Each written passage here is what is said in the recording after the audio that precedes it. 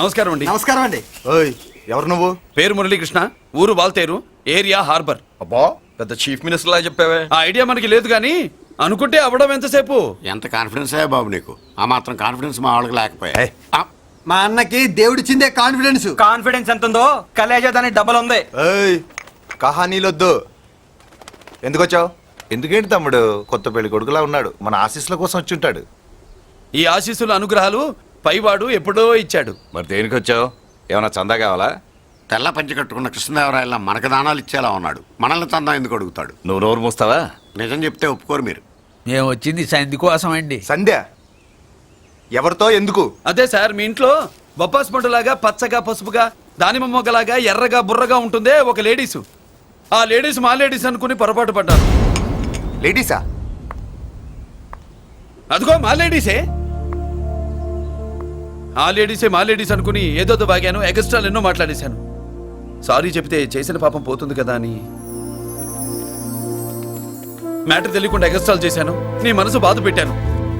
నేను చేసింది తప్పే, తప్పు ఒప్పుకుంటున్నా. నువ్వు వేరే జెంట్స్ చూసుకో.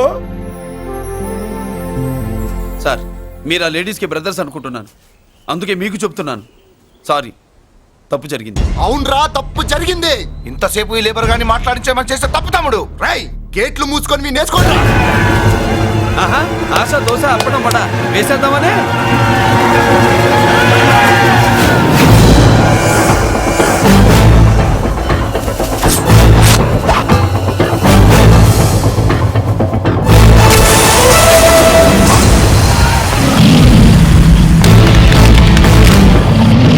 ఏంటి బాబు దీని అర్థం? పలుగుతో పొడుస్తావా?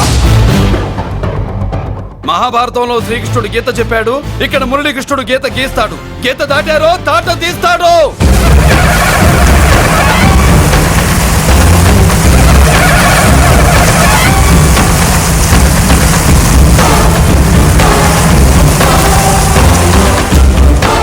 ముందుకొచ్చే గుండెలున్నోడు ఉంటే రండిరా, రొమ్ములు పగులుతాయి. ఏంటి వచ్చేది?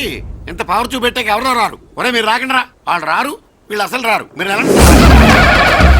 తప్పు జరిగిందని చెప్పాలని వస్తే మీరు తప్పు చేస్తారా? చెప్పు కింద వాన పాపలో తొక్కేస్తా.